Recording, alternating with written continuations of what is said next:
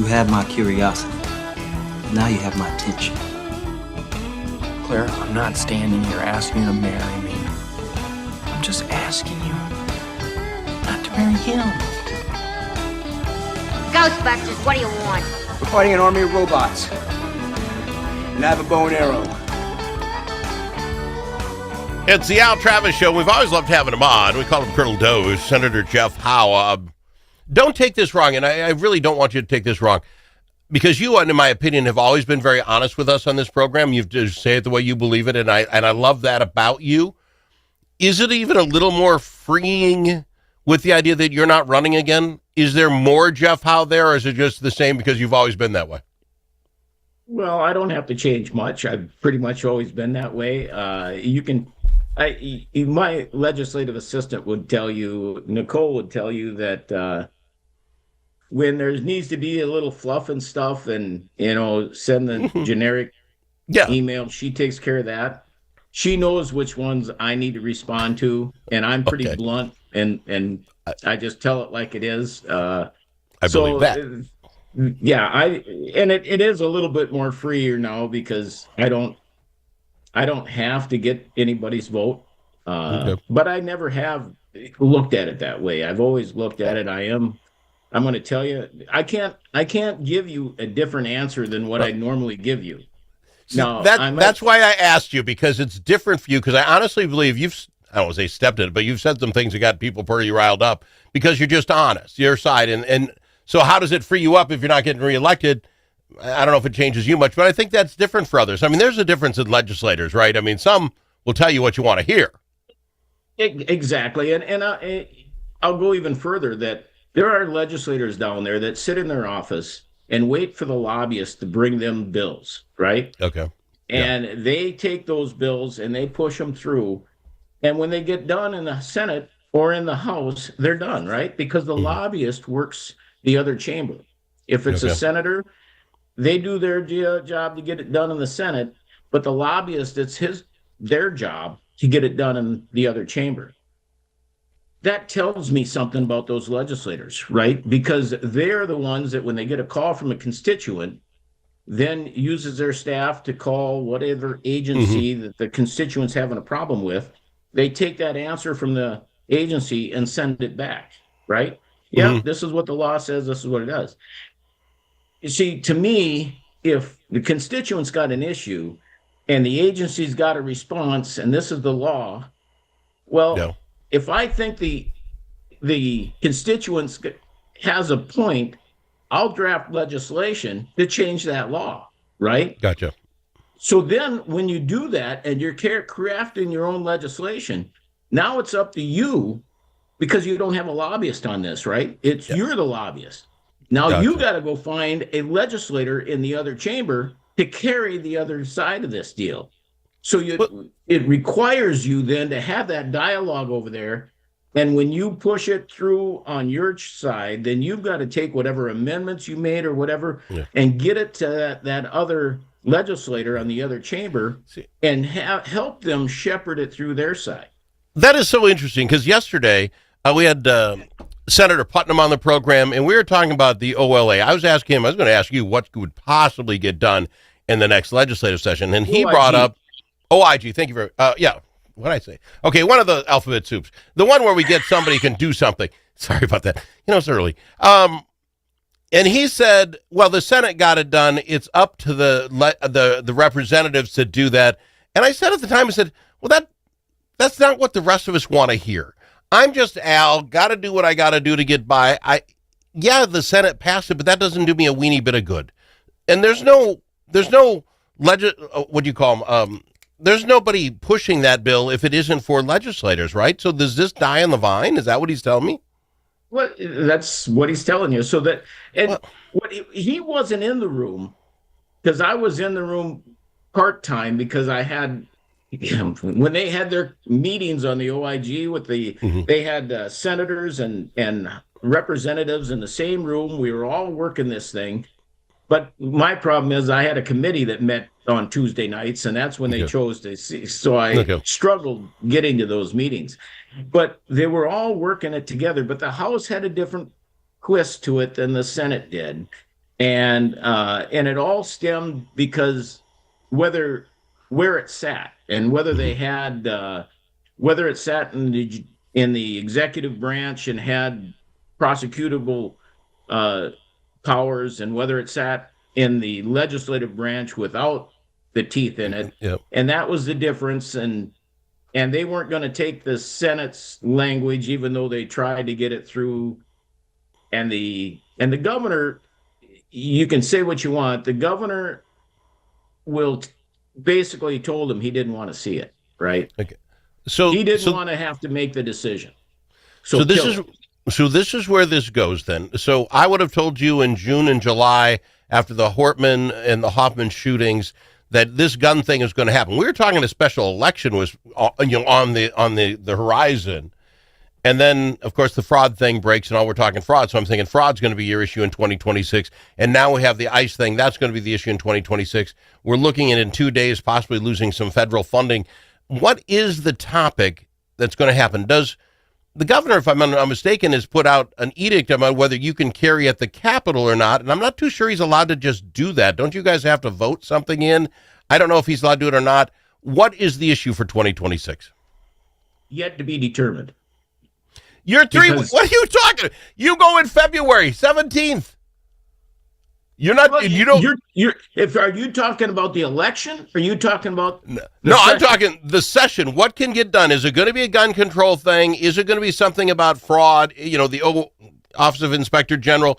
Is there something substantial that Al and the rest of us could look at and say, well, thank goodness these people. It's 35-35 or 35-34, 67-67 again.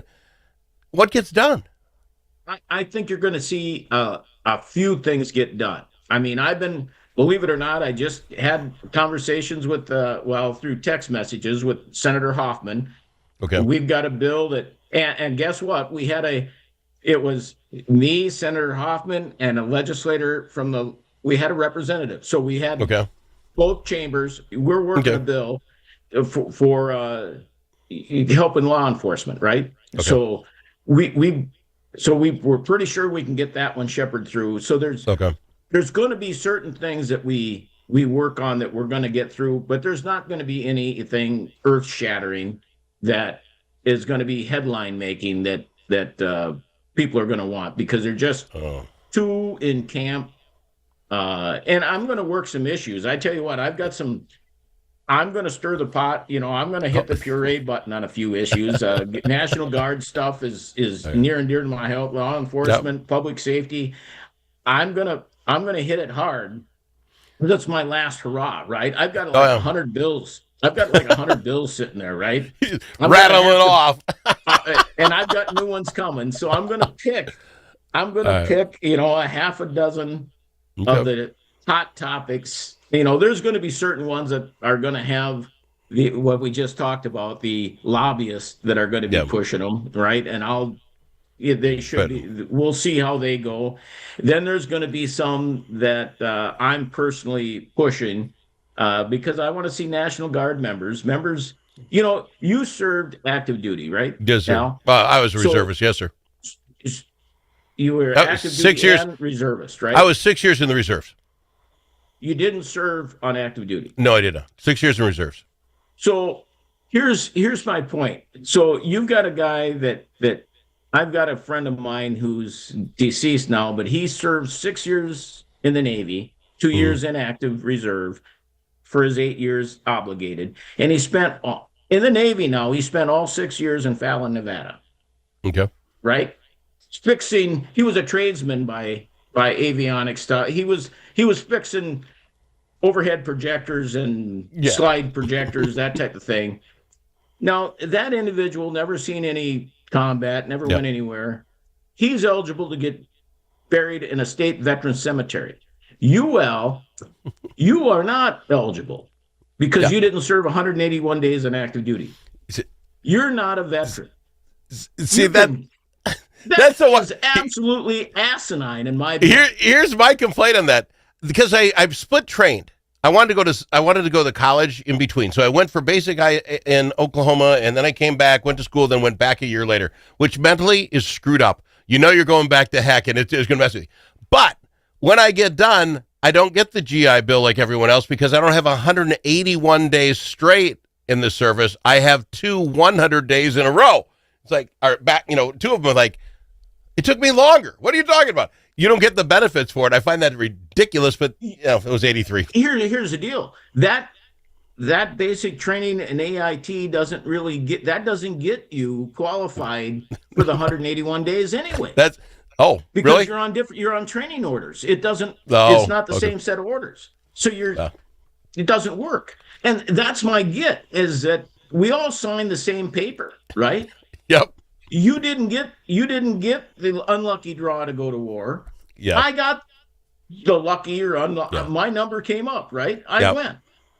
And I went twice. I went 3 times. Whatever. Oh, yeah. But that was just the luck of the draw. Yeah.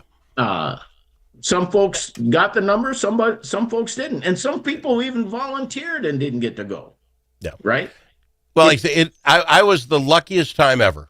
Signed up at 83, got it at 89, and 3 months after I was out was when the first Desert Storm hit. And I literally watched it on television, on CNN. You remember all that? It was like, wow. I mean, I was in that gap year. I get it. And I don't go around saying I'm a vet. I don't, because I understand what my buddies went through, and luck of the draw. That's what it was. You signed the paper. Oh, you signed the same paper I was there. Yeah. I don't disagree with you. I just said, but now we're going to give those same rights to people that didn't even wear our uniform, didn't swear an allegiance to this country, but we're going to give them rights and special benefits to people that didn't even wear a uniform. I'm glad you're on that. I'm glad you're on it. I want as much as I care about my ancient history, I really want this the Office of Inspector General thing done, and I cannot believe with the amount of fraud we have, there aren't enough Democrats that come over on your side and say, we'll pass this bad boy. I find that so hard to believe. Only takes one. Well, that's what I'm saying. Only takes one. 1 out of 35 or 34, whatever, is to say, I can't go this far. In the Senate, we're good, right? Yeah, that thing's going to pass. In the House, 67 only takes 1. And that's amazing. We'll see if they all listen to the guy that's going to go out the door now. Yeah. We'll see if they listen to him again, or whether they're actually going to vote to pass this thing. And hopefully the public puts enough pressure on them to pass this thing. Right. We're going to go to break. I got to go to break because you talk about the governor being out. He's out, and we now know that the senator is in. Klobuchar is in for sure. We know the teams. We'll talk about that coming up next. I got him, Senator Jeff Howe, on the Al Travis Show. At LGH Wealth Management, our mission is to create financial empowerment through independent, personalized, and authentic financial planning. That means meeting you where you are and helping you get where you want to go. Whether you're a business owner planning for growth, succession, or a future sale, or a hardworking individual looking to get ahead, reduce stress, and tackle life's financial challenges, we're here to help. From retirement planning and investment management to tax-efficient strategies, estate planning, and risk management, LGH Wealth delivers comprehensive guidance you can trust. Call LGH Wealth Management today at 507-525-7324. That's 507-525-7324. Securities offered through J.W. Cole Financial Incorporated, JWC, member FINRA SIPC. Advisory services offered through J.W. Cole Advisors Incorporated, JWCA. Lubeck Geisler Ham Wealth Management Incorporated and JWC JWCA are unaffiliated entities.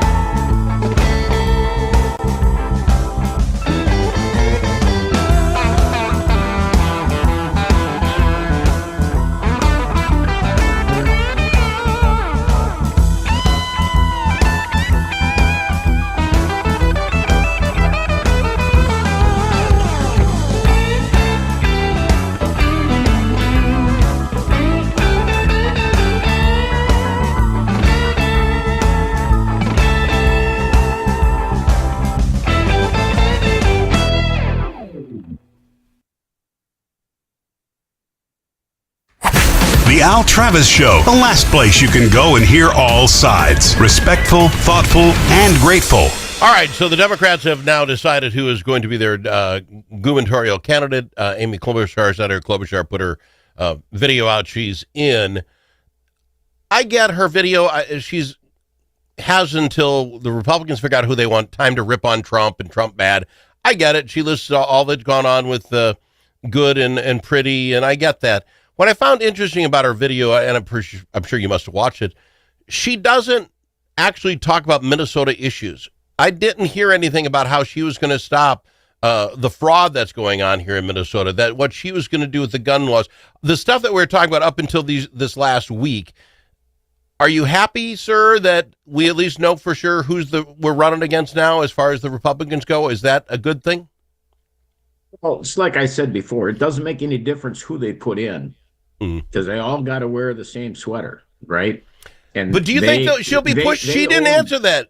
Are they going to be, is the press, is the Republicans going to be able to say, wait a minute, Senator Klobuchar, what are you going to do about fraud? You know what I'm saying? Are they going to hold her to that? That intro she had, I get it. It played a lot of tugs on heartstrings, but it didn't solve any problems. It didn't even have an answer to any problems. Keep in mind, the Democrats always go that direction, right? They always play the emotional card. They're weak on facts, heavy on emotions. Hate to say it, people voting on emotions. Yeah. Hopefully, we can have the emotion that, hey, she didn't tell me anything, right? Yeah. She's got no plan because everything that Wall's done, she supported. Yep. I mean, she supported him as a vice president candidate. Yep. She backed everything this governor has done. Now, maybe in this intro video, you wouldn't have done it. I get where she's coming from. But don't you think within the first week, someone's going to say, well, how would you be different than Walls? And she's going to have to say those things? Or will she never be asked that question by the Star Trip? Here's how it's going to go, Al. Okay. You know, Al, that's a very important question. That's probably the most important question we've had today. And, I look forward to answering that question once I get the opportunity to research that. And we're gonna put our noggins together. We're going to find that answer, and we're going to get back to you with that answer. They talk in platitudes, Al. They never give you an answer, but they think that they just patted you on the back for being such a smart individual. Fair enough. It's going to be an interesting race. We have, 14 people now still running on the Republican side. A lot of those guys those people were running against Walls. It seemed like there's your best shot. Senator Klobuchar is a whole different animal, a whole other level. She isn't as weak, if you will, as the governor as far as having shots for Republicans. How many fall out right away now? We're not going to keep hanging with 14 Republicans. How many fall out? We lost one already, right? Yeah, one of the latest ones dropped out already. And I think they're starting to realize that they don't really have a shot. Hopefully they start to drop off. And then I think once you'll see the delegates that get selected, they're going to have another ounce of reality and see that they probably don't have the mix. The running room. Okay. We will see how this February 3rd really makes a big difference because that is going to tell the tape on who they got in, who they got out. They're going to have a short period of time to try and see who they're going to, how this is going to play. And then I think you're going to see a few more drop. I think it's going to start to wean itself, and the money's going to be a big deal, right? Yeah. You can't run the door-knocking campaign and win this thing statewide. That's just not going to work. You're going to have to be able to raise the money to have that media presence in that metro area, and that costs money. And you're going to have to be those folks that have those connections that are going to be able to raise the money and have the right plan are going to be able to make it. And I'll just put that plug in. I do believe that the speaker, Dameth, has got the plan to make that happen and the connections. Well, and I know your friends, you guys are from the same neck of woods, nothing wrong with it. It's also name recognition. She's been the Speaker of the House. I would throw some at Kristen Robbins because she's on that fraud committee. I presume Mike Lindell just because he's the pillow guy and he used to be an advertiser here. So there's some with that name recognition that you're talking about. You can't buy that stuff, and Dameth has it. And then you got to look at what their records are, and we'll figure this thing out. But a lot of the others, you had to look them up to find who are you, what? I don't know. I'm out of time, my friend. Love having you on the program. Do it again next week. It's always good. It's always a great conversation. You never know where we're going to go, right? I had no idea today. Appreciate you, my friend. He's Senator Jeff Howe.